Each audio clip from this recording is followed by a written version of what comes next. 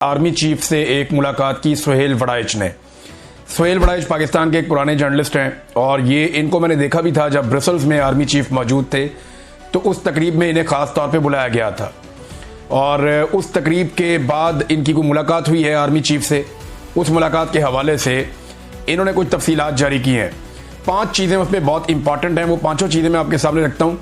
Army chief का mind मुकम्मल तौर पे डिस्क्लोज हो गया है, यानी वो फ्यूचर में क्या करेंगे, उनके दिमाग में क्या चल रहा है और मौजूदा field marshal army chief Pakistan को कहाँ ले जाना चाहते हैं और यानी वो जाने का उनका इरादा है भी या नहीं, ये सारी चीज़ें मैं आपके सामने रख देता हूँ। एक तो ये क्लियर बात है कि जो सुहेल वड़ाइच ने लिखा वो एस्टेब्लिशमेंट की आर्मी चीफ की इजाज़त के बगैर तो लिख नहीं सकते। यानी अगर कुछ ऑफ द रिकॉर्ड बातें होंगी तो वो सुहेल वड़ाइच साहब आर्मी चीफ के रिटायर होने के बाद बताएंगे, अगर ज़िंदगी रही तो आर्मी चीफ के रिटायर होने के बाद बताएंगे, उससे पहले वो नहीं बताएंगे।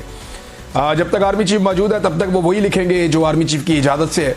तो आर्मी चीफ की इजाज़त से 5 चीज़ें सामने आई हैं। नंबर 1 चीज़ जो है वो माफ़ी का मुतालबा है। नंबर 2 तब्दीली के बारे में अफवाहें। नंबर 3 खारजा पॉलिसी। नंबर 4 मईशत के मामला। नंबर 5 डोनाल्ड ट्रंप, अमेरिका और चीन।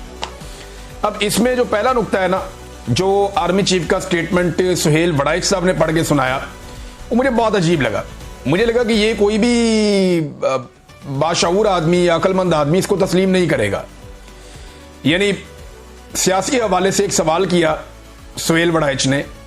सियासी हवाले से किए गए सवाल पे आसिम मुनीर ने कहा कि सियासी मसालियत सच्चे दिल से माफ़ी मांगने से मुमकिन है। अब ये पाकिस्तान तहरीक इंसाफ के बारे में आर्मी चीफ फील्ड मार्शल का माइंड डिस्क्लोज कर रहे हैं सुहेल वड़ाइच साहब, कि वो ये समझते हैं कि जैसे अल्लाह ताला ने कहा कि माफ़ी मांगो और इबलीस ने, शैतान ने माफ़ी नहीं मांगी और बाकी सब जिन्होंने माफ़ी मांग ली वो फरिश्ते हो गए और जिसने माफ़ी नहीं मांगी वो शैतान हो गया। और इस पे उन्होंने कुरान पाक का हवाला दिया आर्मी चीफ ने। अब सवाल ये है कि सारा कुरान पाक इमरान खान और पाकिस्तान तहरीक इंसाफ के खिलाफ उतरा है? क्या कुरान पाक की कोई आयत आपको ये नहीं बताती कि जुल्म नहीं करना, चादर और चार दीवारी का तकद्दुस पामाल नहीं करना, जबरी तौर पर इंसानों को लापता नहीं करना, बेगुनाहों का खून नहीं बहाना, जुल्म जबर और फस्तायत नहीं करनी, ईमानदार रहना है, बेईमानी नहीं करनी, लोगों का मैंडेट चोरी नहीं करना, अमानत में खयानत नहीं करनी, रिश्वत, सिफारिश और चोरों डाकुओं का साथ नहीं देना, गवाही हमेशा सच्ची देनी है, झूठ नहीं बोलना। क्या ये सारी चीजें, हक के साथ खड़े होना, ये सारा कुछ कुरान पाक में नहीं लिखा हुआ? या पूरा कुरान पाक जो है वो पाकिस्तान तहरीक इंसाफ और इमरान खान के बारे में ही आपने आर्मी चीफ ने सुनाना है लोगों को? अब जब भी कभी वो कुरान पाक का हवाला देते हैं पाकिस्तान तहरीक इंसाफ पे अटैक होता है।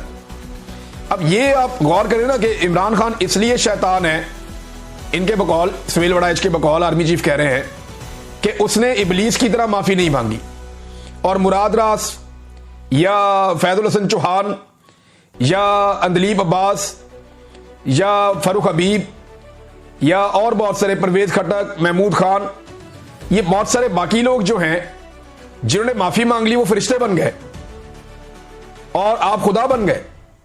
वो तो अल्लाह ताला के कहने पर माफी मांगी थी। इस तरह तो हजरत इमाम हुसैन रज़ी अल्लाह ताला के सामने भी रास्ता रखा गया कि माफी मांगो, या सर नीचे झुकाओ, या तस्लीम करो, या पीछे हटो। तो उन्होंने कहा नहीं, सवाल ही पैदा नहीं होता, मैं यहां कंप्रोमाइज नहीं करूंगा। वो खड़े हो गए। तो दूसरी तरफ से ये मिसाल दी जा सकती है। तो यहां इस्लाम को, मजहब को, दीन को इसके बीच में यूं लेकर आना यह नामुनासिब है। इस वक्त ताकत आपके पास है, आप जो चाहे कर सकते हैं, लेकिन कुरान पाक को बीच में लाकर यह कहना कि एक सियासी जमात और उसके पैरोकार जो माफी नहीं मांग रहे वो शैतान है। अब मैं अगर कुछ सवालात पूछूं कि एक, चलें ये मान लें थोड़ी देर के लिए कि पाकिस्तान तहरीक इंसाफ के लोगों ने गुस्से में आकर जब इमरान खान साहब को गैर कानूनी तौर पर गिरफ्तार करके घसीटा गया और मारा गया, तो तहरीक इंसाफ के लोगों ने गुस्से में आकर कुछ फौजी मकामात के ऊपर अटैक कर दिया, कुछ पुतले तोड़ दिए, कुछ जगह पे आग लगा दी, कुछ तोड़ फोड़ कर दी, कुछ शीशे तोड़ दिए, कोई मोर चोरी करके ले गया, कोई इस तरह की हरकतें की उन्होंने। तो उस पर तो आप कह रहे हैं उन्हें माफी मांगनी पड़ेगी वरना वो शैतान बन जाएंगे, क्योंकि खुदा के कहने पे शैतान ने माफी नहीं मांगी थी। लेकिन क्या किसी डिक्टेटर ने आज तक माफी मांगी है इस मुल्क में मार्शल लॉ लगाने पर? क्या वो फरिश्ते हैं अभी भी? सवाल यह है कि मंशियात से लेकर कलाशनकोफ तक और कलाशनकोफ से लेकर खुद कुछ बम्बार तक मुल्क में कौन लेकर आया? यही डिक्टेटर्स लेकर आए। क्या किसी एक डिक्टेटर ने, जो मिलिट्री डिक्टेटर है, उसने माफी मांगी आज तक? आधा मुल्क तोड़ दिया, उसकी माफी मांगी आज तक? बदतरीन सरेंडर पाकिस्तान की नहीं दुनिया की तारीख में किया, 90,000 कैदी बना दिए। उसकी माफी मांगी आज तक किसी ने? कायदे आजम की बहन को बदतरीन रुसवा किया गया, उसकी माफी मांगी आज तक किसी ने? मुल्क को गैरों के हाथों जो है वो यरगमाल बना लिया गया, किसी ने माफी नहीं मांगी। और गैरों की जंग में पाकिस्तान को धकेल दिया गया, किसी ने माफी नहीं मांगी। डॉलरों की खातिर अपने बेटे और बेटियों को पकड़कर अमेरिका के हवाले किया गया, इस पर किसी ने माफी मांगी? पाकिस्तान में हुकूमतें बनाई अपनी मर्जी से और हुकूमतें गिराई अपनी मर्जी से, इस पर किसी ने माफी मांगी? पार्लियामान पर हमला किया गया, अदलिया पर हमला किया गया, हजारों घरों की चादर और चार दीवारी को फलांग गए, क्या किसी ने माफी मांगी?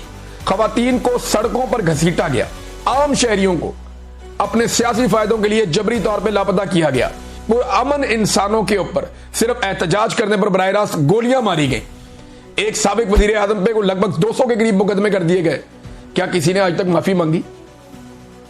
ये माफी सिर्फ इमरान खान ने मांगनी है और जराइम सिर्फ इमरान खान ने किए हैं। भाई जिस वक्त 9 मई हो रहा था उस वक्त इमरान खान साहब खुद हिरासत में थे और उन्हें फौज के इदारे रेंजर्स ने गिरफ्तार किया था गैर कानूनी तौर पे, जिसे सुप्रीम कोर्ट ऑफ पाकिस्तान ने उस गिरफ्तारी को गैर कानूनी और गैर आईनी करार दिया था। उसके ऊपर लोगों ने एहतजाज किया, फिर जो हुआ वो आपके सामने। अब पीटीआई ये कहती है कि जनाब वो फॉल्स फ्लैग ऑपरेशन था, जबकि आप ये कहते हैं वो पाकिस्तान तहरीक इंसाफ ने किया था, माफी मांगे। भाई अगर इमरान खान ने सच्चे दिल से माफी मांगनी है, एक बात तो क्लियर हो गई, सारे पाकिस्तानी ये बात जान लें, एक बात तो क्लियर हो गई कि आसिम मुनीर साहब ने यह बता दिया कि इमरान खान साहब पे जो केसेस हैं वो कानूनी नहीं है, उनका कानून से कोई लेना देना नहीं है, वो मामला सिर्फ और सिर्फ माफी पे अटका हुआ है कि यहां जिद ये है कि इमरान खान की हमने नाक रगड़वानी है, इमरान खान से हमने माफी मंगवानी है, मामला सिर्फ यहां पे अटका हुआ है। और वो शेर का बच्चा जेल में माफी नहीं मांग रहा, उसको रोजाना तंग करते हैं, तंगो तारीख जगह के ऊपर रखा हुआ है, उसको बाहर निकलने को नहीं देते, उसको सहूलियात उससे छीन लेते हैं, कभी बिजली बंद कर देते हैं, कभी इंफॉर्मेशन बंद कर देते हैं, कभी मुलाकातें बंद कर देते हैं, उसके बेटों से भी उसकी बात नहीं करवाते। तो ये जो सारी सूरत हाल पैदा की जा रही है सिर्फ इसलिए है कि इसमें कोई आइन और कोई कानून नहीं है। कैदे तन्हाई में उस आदमी को रखा हुआ है, इसमें कोई आइन और कोई कानून नहीं है। ये सारा मामला एक जिद का है और अना का है कि माफी चाहिए इमरान खान की। तो अब अपना माइंड डिस्क्लोज किया आर्मी चीफ ने कि सच्चे दिल से इमरान खान साहब माफी मांगे तो तब जाके मामला आगे बढ़ेगा। यानी लुब्बे लुबाब उसका यही है कि सियासी मसालियत का एक ही तरीका है, वरना मुल्क में, और ये सियासत में मुदाखलत की बदतरीन एग्जाम्पल है। आज के बाद अगर DGISPR कहे या कोई और कहे कि फौज का सियासत में कोई ताल्लुक नहीं है, तो कम से कम army chief field marshal Asim Munir साहब का तो बदतरीन ताल्लुक सियासत के साथ है। ये साबित किया किसने? सुहेल वड़ाइच साहब ने, और आर्मी चीफ से मुलाकात के बाद साबित किया कि सियासी मसालियत में भी उनकी डिमांड है कि एक सच्चे दिल से माफी मांगे एक बंदा। तो ये तो सियासत के अंदर बदतरीन किरदार है, इसको कोई कुछ क्या नाम दे। अच्छा, एक और उन्होंने कहा जी कि तब्दीली के बारे में जो अफवाहें फैलाई जा रही है, ये तब्दीली क्या है, इस बारे में कुछ लोग कहते हैं कि आर्मी चीफ को जनाब कोई बना दिया जाएगा सदर पाकिस्तान, कोई कहते हैं जी शायद आर्मी चीफ रिटायर हो जाएंगे तो नया आर्मी चीफ आ जाएगा, तो अलग अलग चीजें। लेकिन उन्होंने कहा तब्दीली के बारे में जो अफवाहें आ रही हैं, हुकूमत और मुक्तदरा का मतलब है एस्टेब्लिशमेंट, हुकूमत और एस्टेब्लिशमेंट दोनों के मुखालिफिन फैला रहे हैं कि जनाब तब्दीली की कोई अफवाहें हैं। देखिए ये तो क्लियर है कि आर्मी चीफ ने एक्सटेंशन लेनी है।